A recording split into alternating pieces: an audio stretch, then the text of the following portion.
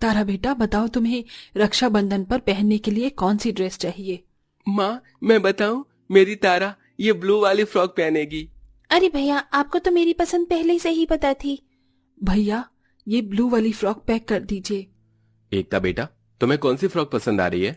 पापा मुझे वो रेड वाली फ्रॉक चाहिए। क्या कहा तुमने? वो रेड वाली फ्रॉक पहननी है? अरे काले लोगों पर लाल रंग बिल्कुल भी अच्छा नहीं लगता है। इसे पहनकर तो तुम बिल्कुल कोई खूनी चुड़ैल लगोगी। पुनीत, कितनी बार कहा है तुमसे कि ऐसे किसी के रंग का मजाक नहीं उड़ाते। अरे जब ये है ही इतनी काली तो कोई कैसे इसका मजाक न उड़ाए। एकता के काले रंग की वजह से एकता की माँ, भाई और छोटी बहन उसे बिल्कुल भी पसंद नहीं करते थे और हमेशा उसके काले रंग को लेकर उसे ताना देते थे। लेकिन एकता के पिता कैलाश ऐसे नहीं थे। वो अपने तीनों बच्चों को एक समान ही प्यार करते थे। ऐसे ही समय गुजरता है और आज रक्षाबंधन का त्योहार होता है। तुम्हारी राखी तो बिल्कुल तुम्हारी तरह ही सुंदर है। मेरी राखी तो मेरे सभी दोस्तों में सबसे ज्यादा अच्छी लगेगी। लाओ भैया, अब मेरी रक्षाबंधन का तोहफा दो।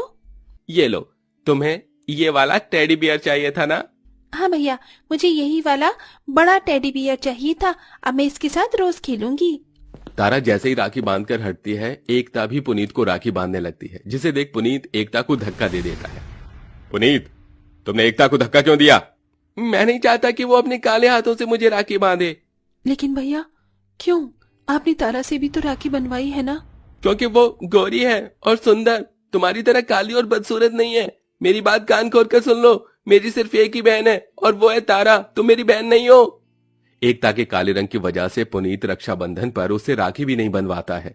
वहीं बेचारी एकता अपनी लाई राखी को देखकर रोने लगती है। मुझे तो लगा था इस भैया मुझसे जरूर राखी बनवाएंगे, लेकिन इस साल भी उन्होंने सिर्फ तारा से ही राखी बनवाई है। अब तो मुझे यकीन हो गया है कि भैया मुझसे बिल्कुल भी प्यार नहीं करते हैं। भगवान जी, अगर आपको मुझे प्यार देना ही नहीं था तो आपने मुझे दुनिया में क्यों भेजा? जहां पुनीत अपनी गोरी बहन तारा के लिए हमेशा हाजिर रहता, उसकी सारी बात मानता, उसे जो चाहिए वो ला कर देता, वहीं अपनी काली बहन को एक नजर देखता तक नहीं है। ये देखो तारा, मैं तुम्हारी पसंद की चॉकलेट लेकर आया हूँ। वाह भैया, मुझे तो यही चॉकलेट खानी थी। भैया, आप मेरे लिए चॉकलेट नहीं लेकर आए? क्या मेरा भी चॉकलेट खाने का काफी मन है? अगर तेरे लिए चॉकलेट लाऊंगा तो समझ ही नहीं आएगा कि तू चॉकलेट को खा रही है कि चॉकलेट तुझे। वैसे भी तुम दोनों का रंग है ही इतना काला, मैं क्या कोई भी कंफ्यूज हो जाएगा। पुनीत और तारा एकता के काले रंग का मजाक उड़ाने में जरा सी भी कमी नहीं छोड़ते थे। मेरा हाथ। क्या हुआ तारा, तुम ठीक तो हो ना? हाँ भैया, लेकिन आज मेरी उंगली में चोट लग गई, इसीलिए स्कूल का होमवर्क नहीं करा जा रहा है। कोई बात नहीं तारा, तुम आराम कर लो, मैं तुम्हारा होमवर्क कर देता हूँ।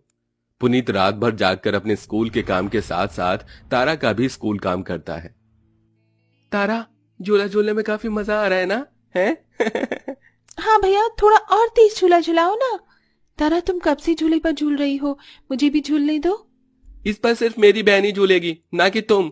कहीं तुम्हारे काले रंग की वजह से ये झूला भी तुम्हारे जैसा हो गया तो? छोटी सी उम्र में अपने काले रंग को लेकर इतनी बार ताने सुनने की वजह से एकता अंदर से धीरे धीरे टूटने लगी थी, लेकिन वो चाहकर भी किसी से अपना गम बयां नहीं कर पाती। ऐसे ही समय गुजरता है और अब एक बार फिर रक्षाबंधन का त्योहार आता है, लेकिन इस रक्षाबंधन पर भी पुनीत एकता से राखी नहीं बंधवाता। एक बात समझ में नहीं आती है क्या?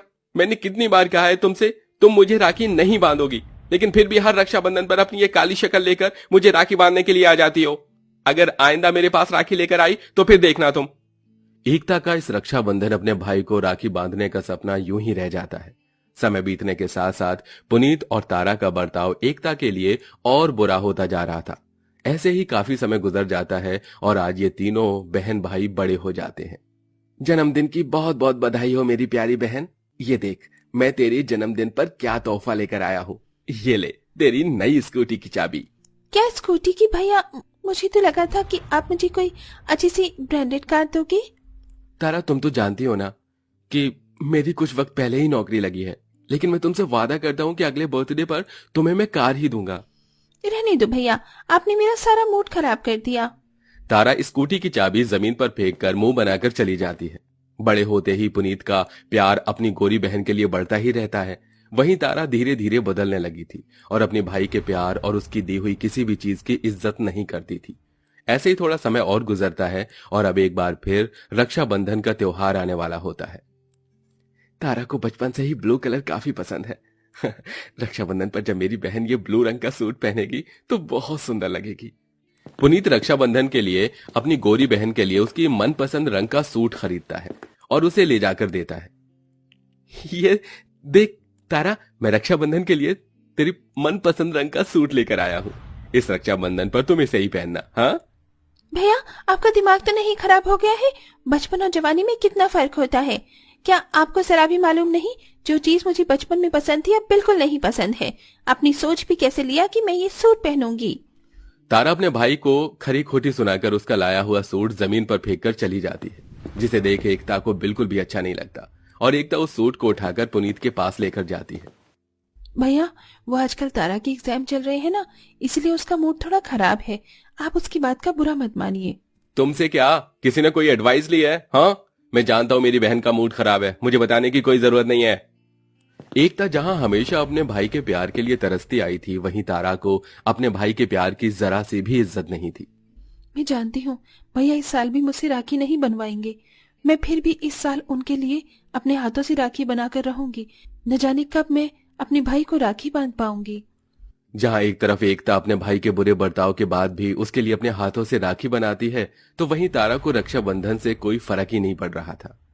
2 दिन बाद रक्षाबंधन है और तुमने अभी तक भैया के लिए राखी नहीं खरीदी। मुझे इन फालतू चीजों में कोई भी इंटरेस्ट नहीं है। तारा, ये तुम क्या कह रही हो? भैया तुमसे इतना प्यार करते हैं, तुम्हारे कहने से पहले ही तुम्हारे लिए हर चीज लाकर रख देते हैं और तुम उनके बारे में ऐसा कह रही हो? वो तो करेंगे ही, इतनी सुंदर गोरी बहन किस्मत वालों को मिलती है। लेकिन तुम्हें फिक्र करने की कोई जरूरत नहीं है, क्योंकि उनका प्यार तो सिर्फ मेरे लिए है ना कि तुम्हारे लिए। तारा के मुंह से पुनीत के लिए ऐसी बातें सुन एकता को काफी बुरा लगता है। ऐसे ही 2 दिन गुजर जाते हैं और आज रक्षाबंधन का त्योहार होता है। एकता भगवान से अपने भाई की लंबी उम्र के लिए प्रार्थना करती है और रक्षाबंधन पर उसके लिए व्रत भी रखती है, लेकिन तारा तो बस फोन चलाने में ही बिजी होती है। तारा, राखी का मुहूर्त शुरू हो चुका है और तुमने अभी तक मुझे राखी नहीं बांधी। बांध दूंगी, इसमें कौन सी बड़ी बात है। तारा, ये किस तरीके से बात कर रही हो तुम? बचपन में तो तुम मुझे राखी बांधने के लिए इतनी एक्साइटेड होती थी और अब तो तुम्हें कुछ फर्क ही नहीं पड़ रहा है। तारा, मैं तुमसे बात कर रहा हूं, जवाब दो मुझे। बार बार पूछने पर भी तारा का कोई जवाब न देने पर पुनीत तारा से गुस्से में फोन छीनकर उसे फेंक देता है, जिसे देख तारा गुस्से में बिना कुछ सोचे समझे अपने बड़े भाई पर हाथ उठा देती है। तुम्हारी हिम्मत कैसे हुई मेरे फोन को फेंकने की? मुझे ये रक्षाबंधन जैसे फालतू चीजों में कोई भी इंटरेस्ट नहीं है, समझ रही? तुमने ऐसा आइंदा किया तो मुंह तोड़कर रख दूंगी तुम्हारा। जिस बहन के लिए पुनीत अपनी जान देने के लिए तैयार था, उसी बहन का थप्पड़ खाकर पुनीत को बहुत बड़ा झटका लगता है। तारा, पुनीत तेरा बड़ा भाई है, तूने उस पर हाथ उठाया कैसे? माँ, इसमें गलती तारा की नहीं बल्कि मेरी है। मैंने ही इसे बचपन से हद से ज्यादा प्यार किया, उसी का ही फल मिला है मुझे। एकता, मुझे माफ कर देना। मेरी बहन, आज तक तुम्हारे काले रंग की वजह से मैंने तुमसे नफरत की, यहाँ तक कि तुमसे कभी राखी भी नहीं बंधवाई। ये उसी का अंजाम है। नहीं भैया, आप ऐसे मत करिए, इसमें आपकी कोई गलती नहीं है। ये जो सब कुछ हुआ है उसमें सबसे बड़ा कसूर मेरा ही है। अगर मैं बचपन से ही पुनीत और तारा को तुम्हारा मजाक उड़ाने से रोकती और उन दोनों को सही चीज समझाती तो आज ऐसा नहीं होता। गलती मेरी परवरिश में है, जो आज मेरी बेटी अपने भाई पर हाथ उठाने वाली बन गई। यामिनी की बातें सुन और अपने भाई की आंखों में आंसू देख तारा को अपनी गलती का एहसास होता है। भैया मुझे माफ कर दो, आपके प्यार में आकर मैंने आप पर ही हाथ उठा दिया। मैं आपके प्यार की वजह से काफी बिगड़ चुकी थी। ये मुझसे क्या हो गया? भैया मुझे माफ कर दीजिए, और एकता तुम भी मुझे माफ कर दो, मैं तुम्हारी भी कसूरवार हूँ। तारा को अपनी गलती का एहसास होता देख पुनीत और एकता उसे माफ कर देते हैं, जिसके बाद इतने सालों बाद आज पहली बार पुनीत अपनी काली बहन से राखी बंधवाता है और अब अपनी गोरी बहन की तरह ही अपनी काली बहन को भी प्यार करता है और अब हर साल तीनों बहन भाई हंसी खुशी रक्षाबंधन मनाते हैं।